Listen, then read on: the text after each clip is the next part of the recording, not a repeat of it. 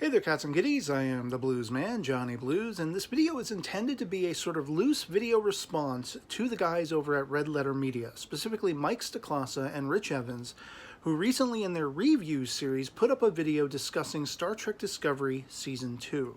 Now, there were a couple of points that I feel they were glossed over or they didn't understand quite, they got wrong, that I wanted to bring up in this video just for the sake of clarity and trying to express the fact that these were elements that were depicted on screen, whether in dialogue or visually, but I can see how they might have easily been glossed over, especially when you're talking about the series in an overview format as they were after watching all of the episodes.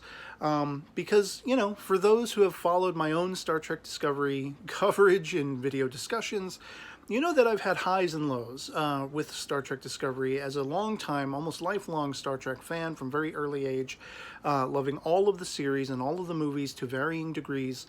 Of course, I do have a love-hate sort of, reaction to Star Trek Discovery, and I can see how certain elements, there were times throughout the course of the season where the emotional impact, the characterization, the weight of that, the drama, definitely, coasted me through some of the surrounding absurdity and things like that. Some of the finer details and finer points can get glossed over and can be missed because it's just a throwaway line of dialogue or something like that. If you're not really paying attention to the little nooks and crannies, then you're going to miss out potentially on certain things. And so there are three main points in their review episode that I want to discuss, react to sort of. And again, for clarity's sake, just put it out there that actually this is what was going on. And you guys, I guess you just missed it. Not that they're ever going to watch this video, but if they happen to see their name in the title, if I even put it in the title, that kind of thing, I just want to let you guys know I love your work. I love Best of the Worst, Half in the Bag. You guys bring me to tears, laughing myself silly. And it's definitely a high point of my day whenever any of your videos show up, even if I happen to disagree with you guys, whether, whole hog or in part, especially on the comic book movies, big comic book movie fan on this side of the camera. And usually I don't tend to agree all the time with your estimations of like the MCU and things like that and DC movies, but I'm still always thoroughly entertained. So anyway, without further ado, I'm going to timestamp or discuss the timestamps of when in their video these points were raised that I feel that they just missed the mark on. And let's begin with around 19 minutes, 55 seconds in the video. They're discussing the catastrophic failures aboard the Enterprise. And to their estimation, Mike's and Rich's respectively, there was no reasoning given as to why that happened. This is incorrect. There is a line of dialogue that is spoken between Captain Pike and Number One. It's, I think, toward the beginning of one of the episodes. I don't remember which episode specifically, but they're talking as they're walking through a corridor, and the dialogue between them explicitly states that the holographic communications array was what tweaked out the Enterprise, what caused those catastrophic failures. And so this was kind of their way of eschewing that technology that we wouldn't see 10 years later in the original series of Star Trek. Well, why not? Because it caused catastrophic failures in their Constitution-class ships. And Pike ordered it removed. They immediately removed it. It was permanently taken out, and that's why we don't see it in the original series. Wink, wink, nudge, nudge. It's a line of dialogue. It's a throwaway line of dialogue. But it was specifically said by Number One, the reason for the catastrophic failures was the holographic interface. Pike suspected as much. He had his suspicion confirmed, and the chief engineer took it out per his orders, and it would no longer be part of the Constitution class of ship. And so there you go. It was actually said, it was actually spoken in dialogue, why the Enterprise at the beginning of the season was dead-legged completely, why Pike had to come a call and take command of Discovery itself and everything like that, and leave the Enterprise to be repaired in space dock or whatever like that. It was because of the holographic communications array. It had completely messed up the ship. And take it with a grain of salt. I'm somebody who would read the technical manuals from The Next Generation and Deep Space Nine and things like that, the Star Trek Encyclopedia. There are a lot of elements of Star Trek Discovery Seasons 1 and 2 that are absurd, that are absurdist, that don't seem to follow as closely to the mark the scientific explanations that we are more, usually familiar with in the history of Star Trek proper, so to speak. And you know, what can you do? It was a throwaway line of dialogue, but I did pick it up. I picked it up. I noticed it right away because I was looking for things like that. They said Star Trek Discovery Season 2 was going to course correct by the end. And I figured, you know, there were lines of dialogue all throughout the season that I was picking up on and perceiving. And this just happened to be one of them that, you know, around the corner, they're walking in the corridor, and boom, there it is. That's why the Enterprise was dead-legged. That's why we don't see the holographic communications arrays any point beyond this, is because the ship couldn't handle it. And so that'll bring us on to point 2 in their review discussion of Star Trek Discovery Season 2. Coming in at about 33 minutes 05, there is some confusion between Mike and Rich as to the role Leland is meant to play and how far and wide, how far-reaching his command over the scenario is. They seem to be of the estimation that Leland is behind all of this. He just, for no seeming reason whatsoever, decides to go after Spock. They decide to frame him for murder. Section 31 decides to frame him for murder, and there's no rhyme or reason to it at all whatsoever. This, again, is incorrect. It is, of course, a potentially a bit more subtle, you know, thing that is revealed. But because of the control AI of the present day having limited access to things and limited capabilities on its own accord, the future control AI is helping manipulate things and helping align points for, you know, the control AI of the present day to make things easier for it to get the Red Angel data and then later the Sphere data. More on the Sphere data in a moment. But for all intents and purposes, Leland is not in control of this scenario. He didn't just decide one day, hey, let's frame Spock for murder because we have to get after him because who knows why. Didn't work that way. You know, it was very much a product of the future control AI assisting the modern day, within the confines of Season 2 of Star Trek Discovery, control AI, by murdering, if you recall, the admirals who were overseers to Section 31. They were found dead later on, and it turned out that the control AI had been utilizing their personages through holographic communications interfaces. Here's another reason why the holographic interface isn't around 10 years later in TOS, is because it can be so manipulated, information can be so manipulated, and they can put on this false personage, you know, identity theft and things like that for this sickening means to the sickening ends. And so you want to avoid that at all costs. Anyone's actually being able to do that kind of thing. They didn't want to raise any awareness of the fact that they needed the Red Angel data out of Spock's brain, so the best way they could configure was to frame him for murder. So now they have an excuse by law. They have to arrest him. They have to court-martial him, this, that, and the other thing. He has to be contained. And then thus, they would be able to transfer that containment over to Section 31, which Leland was being led by puppet strings by the control AI, by these holographic, you know, false identities of these overseer admirals. He was just the middleman who was trying to complete the task that the control AI itself could not complete. It needed somebody to go get Spock, to contain Spock, to siphon out his brain for that Red Angel information and such like that. And so Leland was not the one calling the shots. The control AI was the one calling the shots with assistance from its future self by creating these false holographic identities and leading Leland along. Now, Leland wasn't, you know, the cleanest guy. He was a member of Section 31. He got there from due cause, you know, due diligence, as, you know, conflictual as that might be with the, you know, mandate of Starfleet and the Federation and things like that. But that was the position he found himself in. And they saw fit to manipulate him and get him to do what essentially they needed him to do, which was bring us Spock so we can get that information. Take the information out by force if you have to, even if it means killing Spock, because the control AI needs that information. And so that brings us on to the third and final point that I want to discuss, coming in at about 45 minutes in their review discussion video, where there seems to be some confusion as to why the Starship Discovery, after all things are said and done, and Georgiou and the Discovery have laid the control AI, have laid Leland to rest by magnetizing the floor. Well, if the control AI is destroyed, why does Discovery still need to go to the future. And I believe this was a speed bump of my own. In my own video discussion talking about the episode afterward, I think I may have even voiced my own confusion along those lines because it didn't quite align, it didn't quite add up.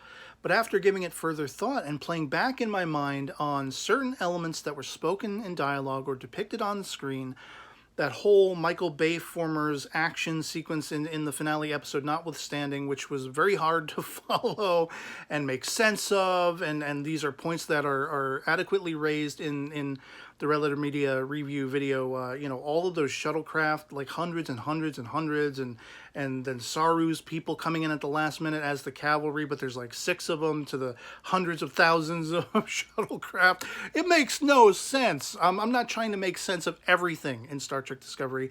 I'm only trying to raise clarity where there were points that they did make to explain certain things. And so the explanation as to why Discovery still had to proceed to 900 years in the future is because of this. Essentially, what we're told is that the future control AI will perpetually, ad infinitum, ad nauseum, seek that sphere data. I said I was going to mention the sphere data again. The Red Angel data and later the sphere data, which would all but checkmate its own ability within the history of the universe to destroy all life within said universe. It wanted to have all of that information for its own so it could be the most knowledgeable, most powerful entity, if you want to call it that, because it's an artificial intelligence, within the known universe. So it could, you know, guess at anyone's retaliation, any world, any alien species that it decided to gun after and thought impure, a la the Borg or something, rather than assimilating, it wanted to exterminate, a la the Daleks in Doctor Who. So even though they destroyed, for all intents and purposes, one satellite version of the present day control AI in you know, deadlegging and disabling Leland and the control AI, you know, nano machines or whatever you want to call it, nanotech that was enveloping his entire body, even though they deadlegged this would never guarantee that the future control AI would not continue to pursue that sphere data, that Red Angel data, all of that stuff cumulatively. It would constantly keep after it. So the only recourse left to Discovery, left to Michael Burnham, left to the crew that decided to stay aboard Discovery, was to remove the sphere data from the timeline. Now, keep in mind, the reason they had to remove the entirety of the Starship Discovery itself was because that sphere data had locked itself into the internal computer of Discovery. It was irremovable. So the entire ship would have to be removed from the timeline in order to guarantee that the control AI would no longer have a foothold over this current timeline, the timeline 10 years prior to the original series. They had no other recourse but to go to the future, even with this one satellite version of the control AI in the present day. Even with it destroyed, it did not guarantee the future control AI, which could probably, you know, a la the Borg, exist via a network of satellite entities.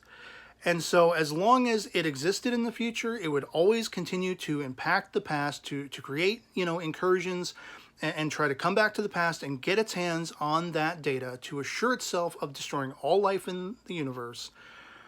And as far as that was a risk, as far as that was still an ongoing thing, potentially, Discovery had no other recourse but to remove itself from the timeline and put itself as far flung in the future as it possibly could.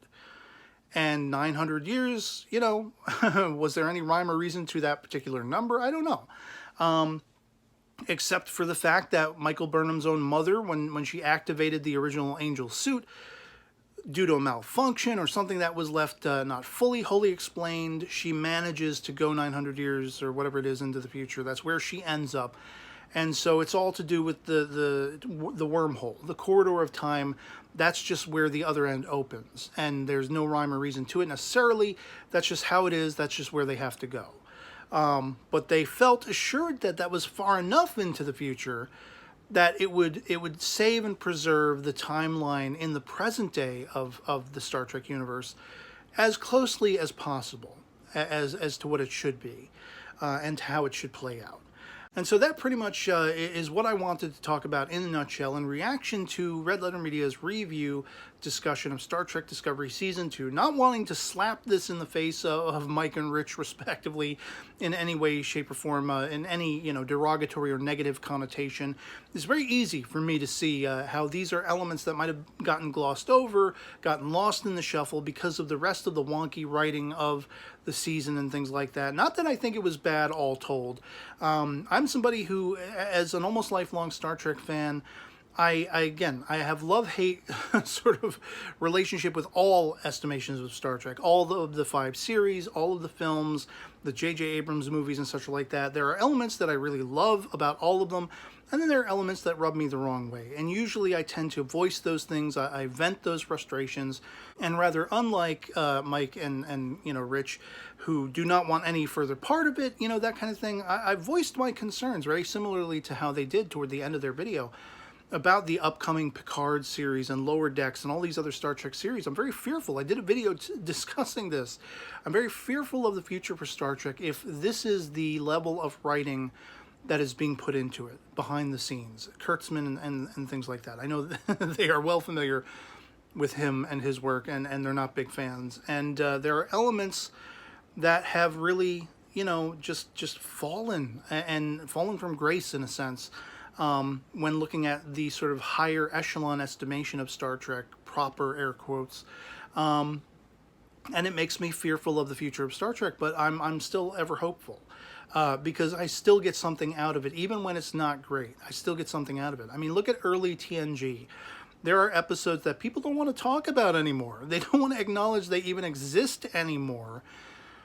And yet TNG is one of the most beloved series on whole, because it did get better along the course of it and things like that. And I'm just always going to be a Star Trek fan. Even when it's bad Star Trek, there's still something good about it for me that I get out of it. Star Trek 5. It's the worst movie to most people's estimations in the history of Star Trek, in the history of the franchise. And it has one of the most solemn, poignant moments that I can most definitely wholly relate to with the circumstances of my life, where Kirk is talking about needing his pain because his pain is what defines him and makes him who he is in the present day. A very solemn and poignant concept in an otherwise absurdist kind of movie that wasn't exactly well written or directed. But it's still such a meaningful, powerful moment for me when he says that, because I could wholly relate. And so yeah, that's pretty much going to be it for me on this. As long as this video serves as some kind of clarification to the uninitiated where it pertains to Star Trek Discovery, people who may not be aware of it or watching it, or fans of the series who were kind of scratching their head when, who happen to also be fans of Red Letter Media, who watched their review video and were like, well, wait a minute, those points were raised. I just want to put it out there. Yes, they were. These weren't plot holes. This was stuff that was discussed and it was explained. And so, yeah, otherwise, that'll be pretty much it for me on this. Hope this video finds you well, and I'll catch you all later. Peace.